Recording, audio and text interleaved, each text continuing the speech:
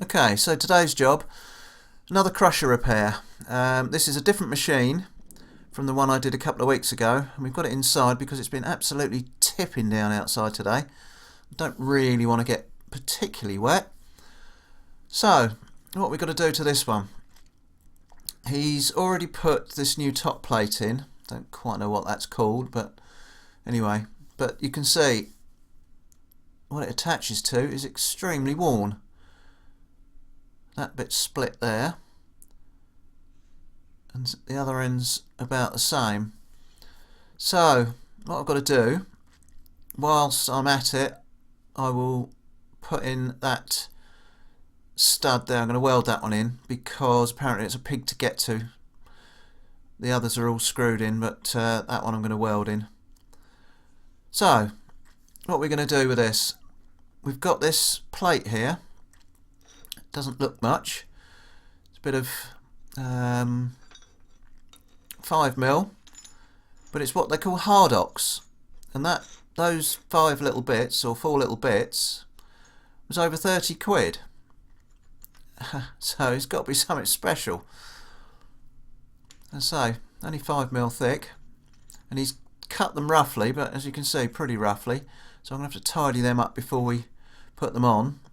But what we're going to do is try and put them in there, but I'm going to have to bend them a bit, so sort of shape them to that radius at the top. So let's have a measure up. I just want to make sure that the bits that we've got are going to fit okay, and how much I'm going to need to take off or whatever. Don't think I'm going to need a lot actually. 1 3/4 at each end and 5 in the middle. I think it's actually about what he's cut them. Let's go and have a look. Yep, that one's about 5 inch. These are a little bit over just. So I'm just going to tidy up, I think, the cut edges.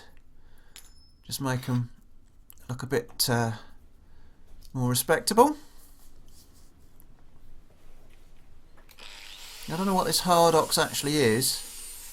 The only thing I do know about it is it's very expensive, and how you can weld it. You can't really heat it. Not too much anyway. If you've got thick stuff, you do need a bit of a preheat before you weld. With this thin stuff you won't need to, and if you're doing a long distance you need to stop and start your welds. So let's see if we can bend it, get it under the fly press, see if we can put a bit of shape in it. Now 5mm mild steel, cool, blimey, that stuff is tough. And so 5mm 3/16 mild steel, that would have bent it in 90 degrees by now, especially with my new weight on the top. So it's pretty tough stuff. Don't know what it's made of. I did go and look at the specs on their website to figure out how to weld it, and it can weld with 70/18s, ordinary MIG will weld it, and you can weld it with 306 stainless, but you have to be careful at that.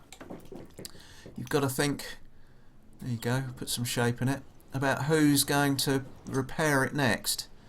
It's likely to be you. You don't want to be using 306 stainless.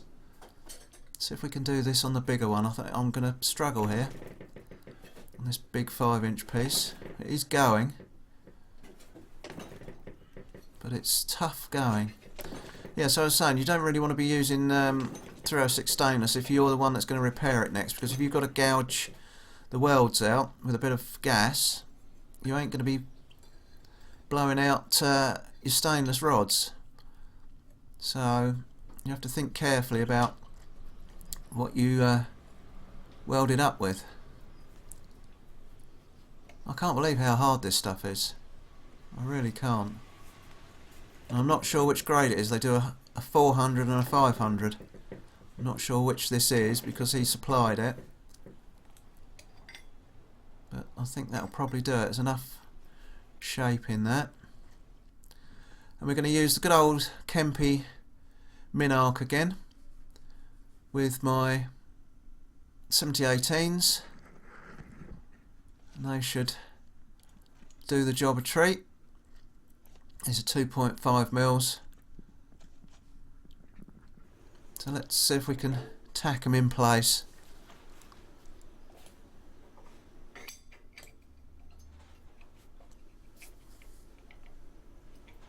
Now, I haven't cut them narrow so that I can get a weld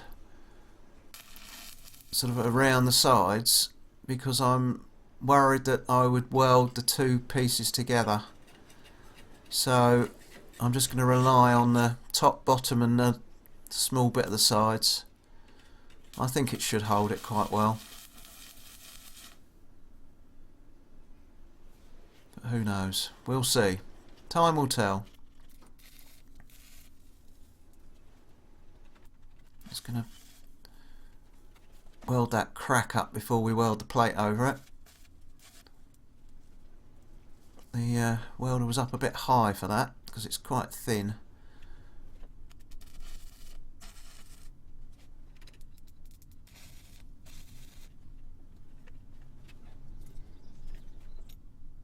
Let's see if we can.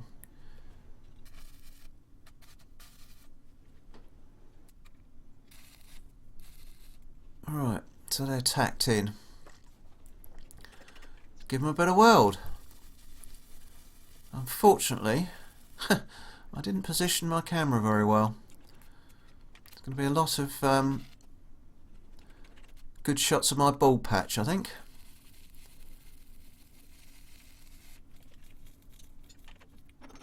I need to keep a real nice tight arc with these 7018s, and this little inverter works a treat.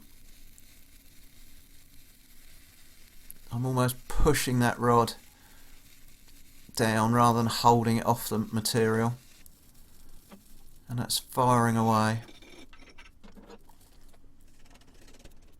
If you're interested in any of the tools and equipment that I use in any of my videos, check out the description, because there's links to my Amazon pages, and there you'll find links to all the tools and equipment, and you can either buy them or just check them out and see what they're all about.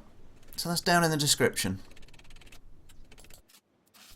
See, there I sort of staggering the weld, although I don't think this is long enough that you really need to worry too much about staggering the welds.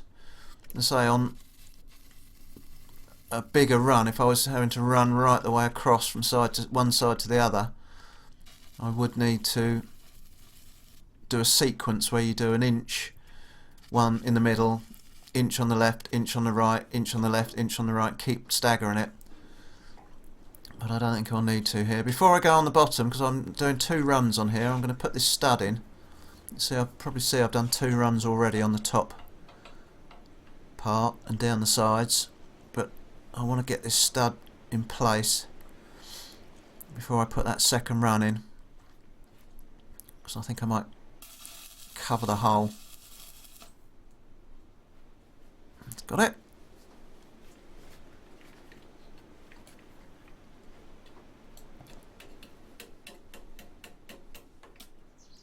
We're in the middle of Storm Gareth, which is blowing an absolute hoolie, and I don't know what's up with this holder, it won't hold it at an angle. Yeah, it's blowing an absolute hoolie. I gather that some of you over in the States have got similar problems at the moment, but you've also got snow coming with some of yours in some parts. So my friend Perry from SW Dweeb tells me.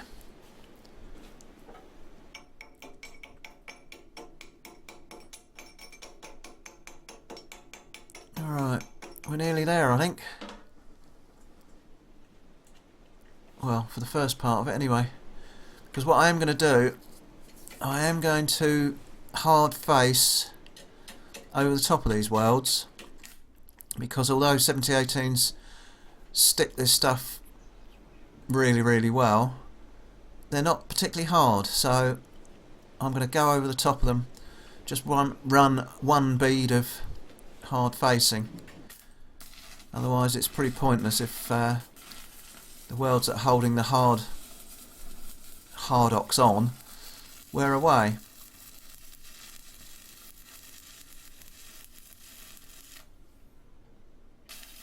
Just going to get a good couple of runs around this stud.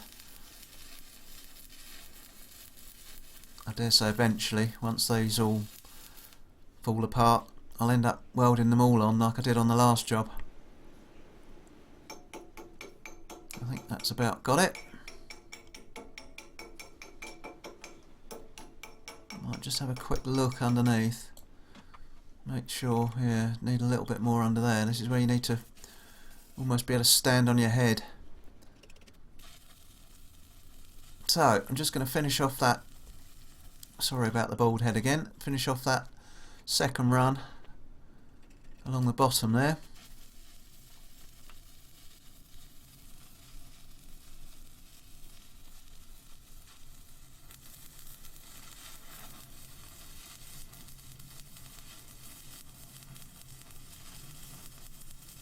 Must be nearly there.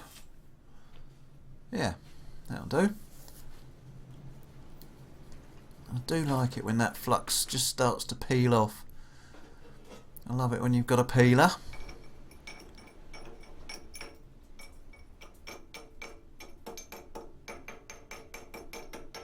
Alright, so we'll give this a clean up and then we'll get the hard rod on. So, you can just about see there, the two runs across there's tidied it up quite nicely. What I'm going to put over the top are these hard facing 600s. The spec sheet for the Hardox recommended 600s because it's a pretty similar match to the hardness of the material.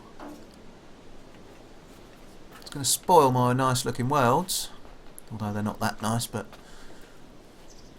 hey ho, no point having good looking welds if they're going to wear out.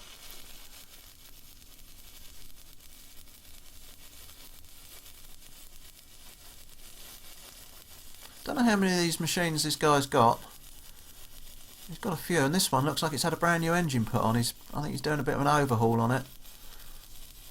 And yeah, it looks like a brand spanker's engine. I think it's running a Kohler, which are pretty good engines.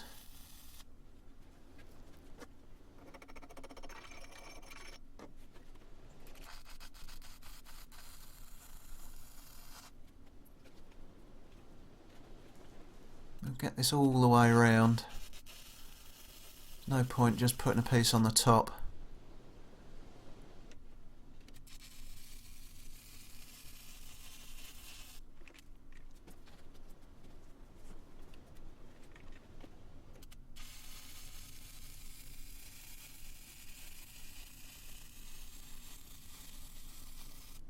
And then the last little bit on that end. Then a little bit of left-handed. Nice little left-hand run on that last little bit.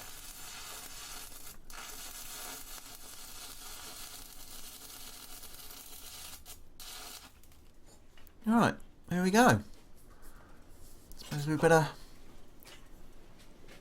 figure out if it works. Spoilt the look of the welds, as I say, but can't be helped. You can see on these parts on the plate that he's already put in, they've got hard facing on, but they've sort of ground theirs off a little bit, I think, or put smaller runs on. I'm just going to leave mine as they are. So let's put the battery back on and fire her up. You can see there it's run all the way around there. Yeah, we'll fire her up and see if I've actually managed to do it without welding the pin to the rest of it.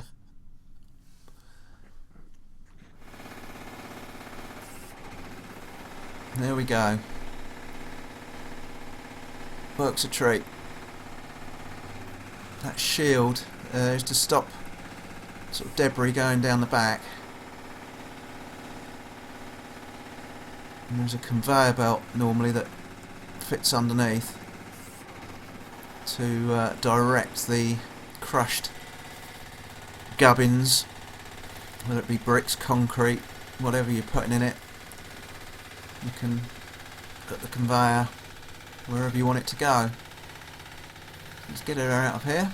I'm going a bit steady because one of these levers tends to stick a little bit. I don't want to smash anything in the workshop or on the machine because it's quite tight in there.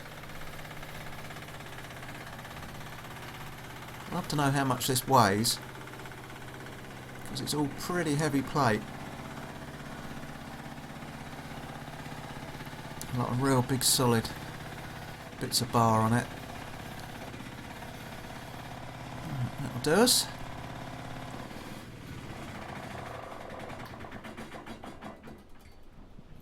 Shut that. Oh, not from there I won't. That's too heavy.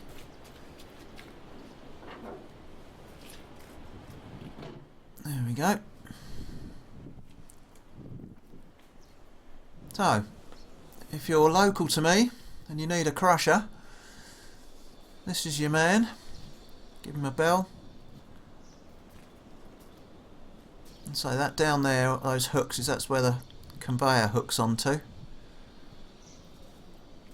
And then everything gets chucked in there through these spring-loaded guards. It comes out the bottom as rubble. So there you go, another one of those jobs that pays the bills. Thanks for watching, we'll catch you on the next one.